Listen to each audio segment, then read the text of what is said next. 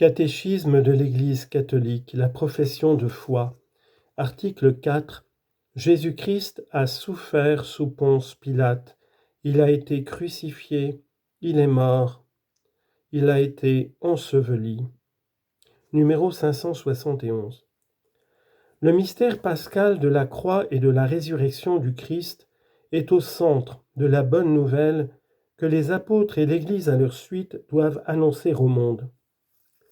Le dessein sauveur de Dieu s'est accompli une fois pour toutes. Hébreux 9, 26. Par la mort rédemptrice de son Fils Jésus-Christ. L'Église reste fidèle à l'interprétation de toutes les Écritures données par Jésus lui-même avant comme après sa Pâque.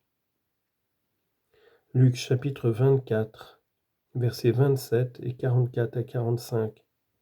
Ne fallait-il pas que le Messie endurât ses souffrances pour entrer dans sa gloire ? Luc 24, 26.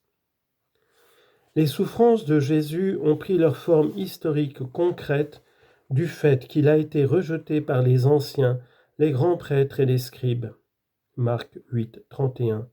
Qui l'ont livré aux païens pour être bafoué, flagellé et mis en croix. Matthieu chapitre 20, verset 19. La foi peut donc essayer de scruter les circonstances de la mort de Jésus, transmises fidèlement par les évangiles, et éclairées par d'autres sources historiques pour mieux comprendre le sens de la rédemption. Paragraphe 1. Jésus et Israël. Dès les débuts du ministère public de Jésus, des pharisiens et des partisans d'Hérode, avec des prêtres et des scribes, se sont mis d'accord pour le perdre. Marc 3, 6.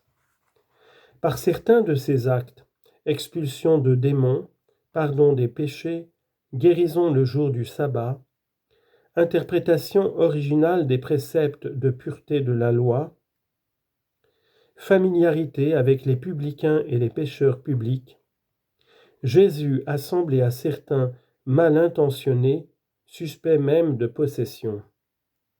On l'accuse de blasphème ou de faux prophétisme.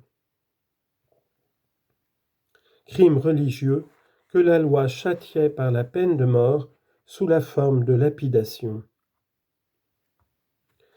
Bien des actes et des paroles de Jésus ont donc été un signe de contradiction.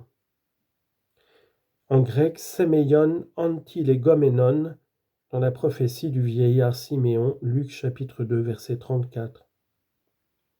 Pour les autorités religieuses de Jérusalem, celles que l'évangile de Jean appelle souvent les Juifs, plus encore que pour le commun du peuple de Dieu.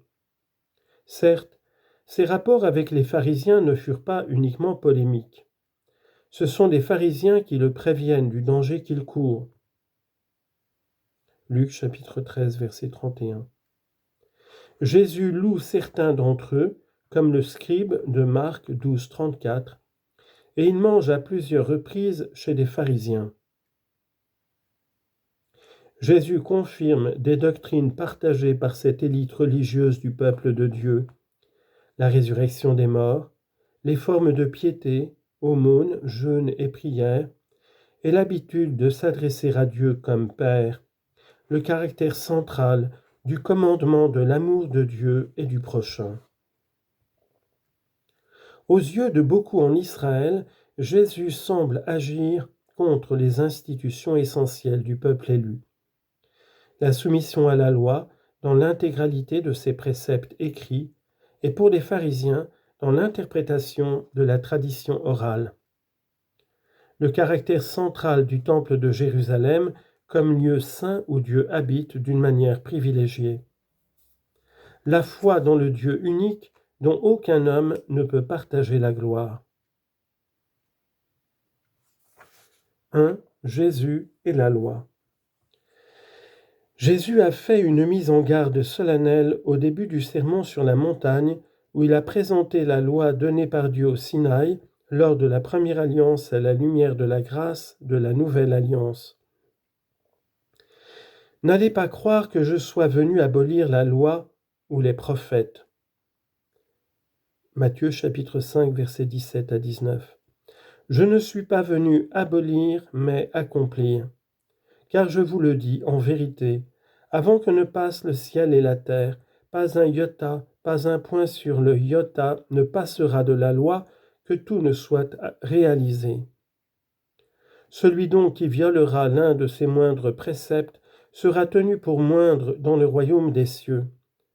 Au contraire, celui qui les exécutera et les enseignera, celui-là sera tenu pour grand dans le royaume des cieux.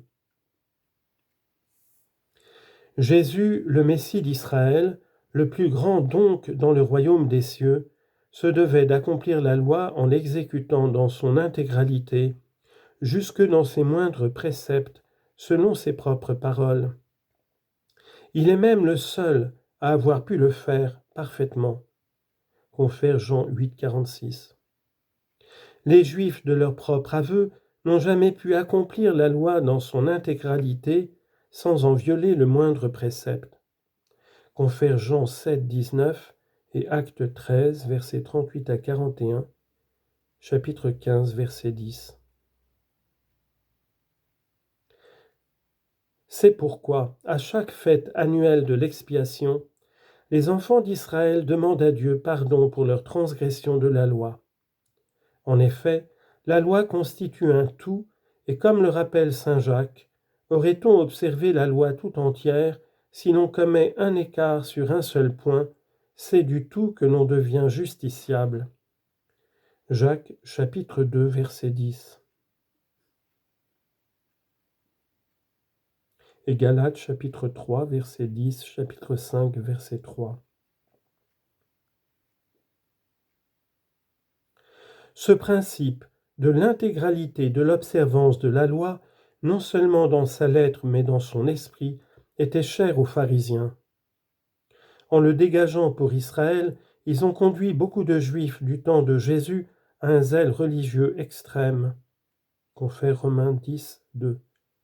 Celui-ci, s'il ne voulait pas se résoudre en une casuistique hypocrite, ne pouvait que préparer le peuple à cette intervention de Dieu inouïe, que sera l'exécution parfaite de la loi par le seul juste à la place de tous les pécheurs.